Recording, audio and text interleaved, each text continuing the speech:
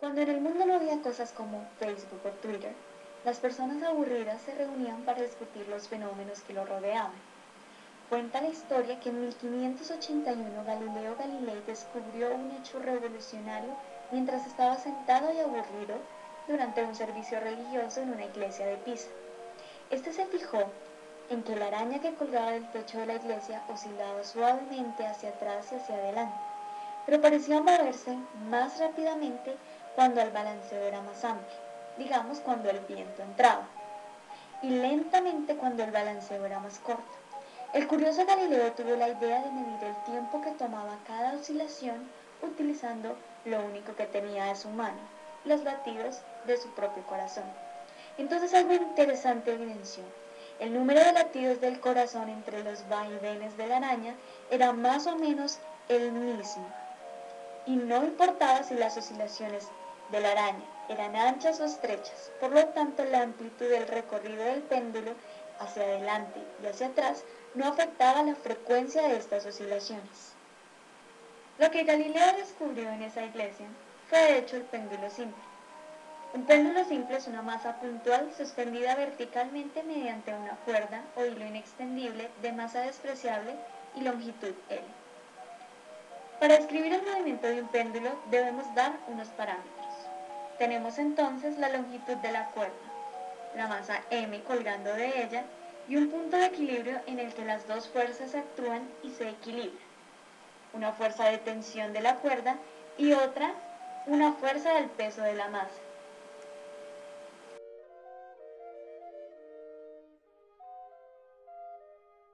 Cuando comienza el movimiento, las fuerzas de tensión y masa no se pueden cancelar.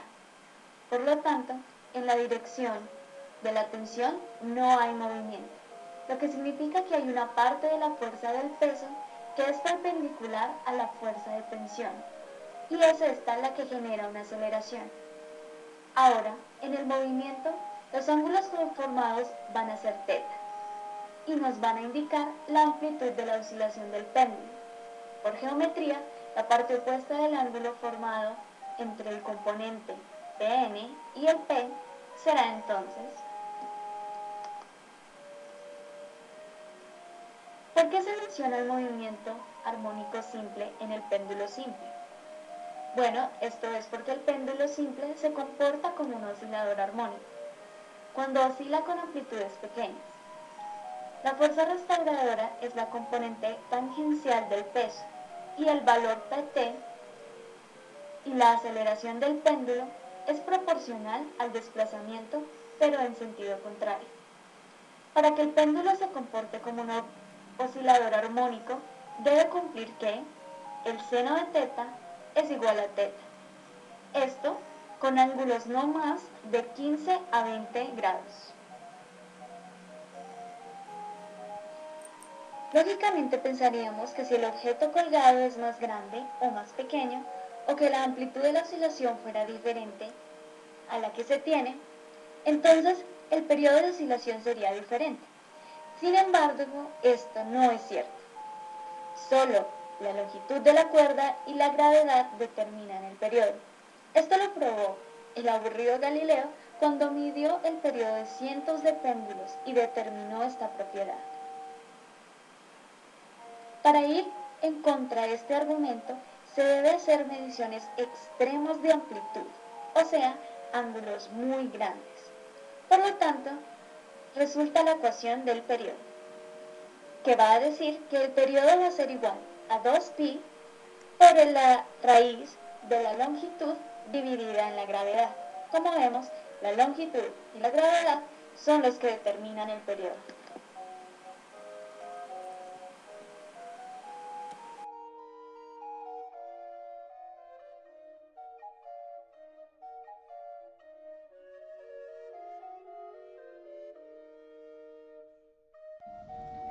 Como todo en la naturaleza y en el péndulo simple, existe un concepto clave: conservación de energía. Aquí hablamos de energía mecánica, en donde se dice que en ausencia de rozamientos y sin intervención de ningún trabajo externo, la suma de las energías cinética y potencial permanece constante. Veamos que cuando el péndulo está en posición θ igual a θ inicial, este solamente tiene energía potencial, que se transforma en energía cinética cuando el péndulo pasa por la posición de equilibrio. Comparando las dos posiciones del péndulo, en la posición extrema, o sea, θ igual a θ inicial, la energía es solamente potencial. En la posición θ, la energía del péndulo es parte cinética y la otra parte es potencial, porque ya ha habido un movimiento. Sin embargo, la energía se conserva, solo se transforma. La tensión de la cuerda no es constante, sino que varía en la posición de θ. Su valor máximo se alcanza cuando θ es igual a 0, o sea, cuando el péndulo pasa por la posición de equilibrio, aquí la velocidad es máxima, y su valor es mínimo cuando θ es igual a θ inicial, o sea, la potencial. Aquí la velocidad es nula.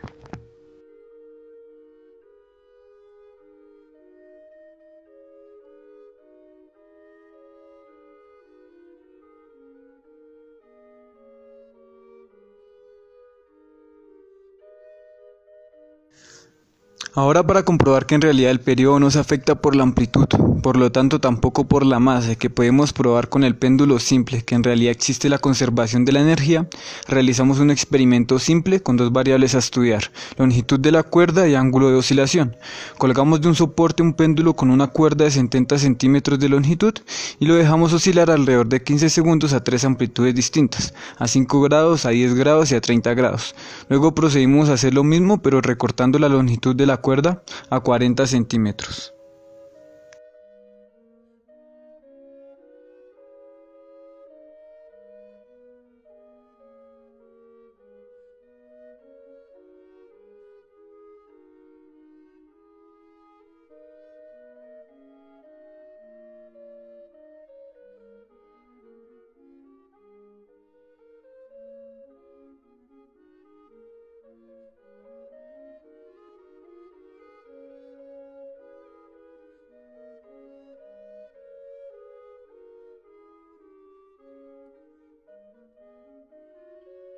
Para analizar el experimento se tomaron videos de cada una de las repeticiones y se introdujeron en un programa llamado Tracker, que se trata de un programa gratuito de análisis de video y construcción de modelos que permite el análisis de movimientos y otras situaciones reales en 1 y 2 dimensiones, permitiéndonos conocer los valores de diferentes magnitudes en tablas y gráficos. El programa nos permitió construir 3 gráficas de cada una de las repeticiones sobre el comportamiento del movimiento. Los resultados más relevantes arrojados por el programa fueron: entre la gráfica con amplitud de 5 grados y longitud de 40 centímetros y la gráfica con amplitud de 30 grados y longitud también de 40 centímetros, es clara una propiedad importante y básica del oscilador: el periodo es independiente de su ángulo, puesto que su expresión es de la forma no contiene al ángulo.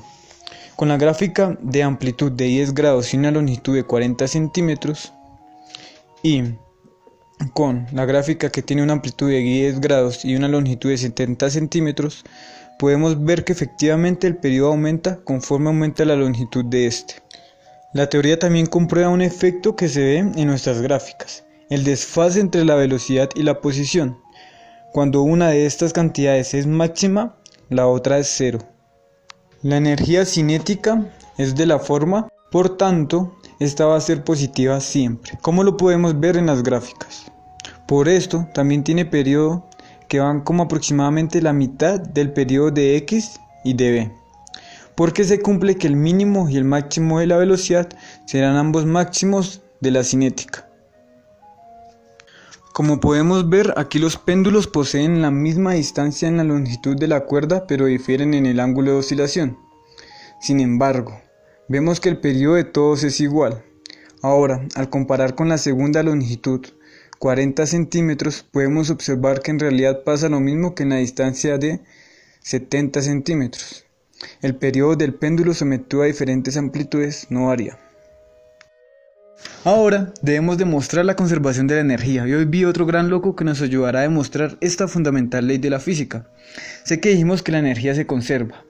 y que el pobre Walter debió al menos sufrir fractura de mandíbula, pero esto sucedería en condiciones ideales, es decir, que nada influyera en el movimiento del péndulo. Sin embargo, hay que tener en cuenta que en la vida real casi nada es ideal, y en este caso existe el rozamiento de la masa del péndulo con el aire, que va a resultar en la velocidad cinética, y por lo tanto a potencial disminuida, si no, el péndulo bien podría oscilar eternamente.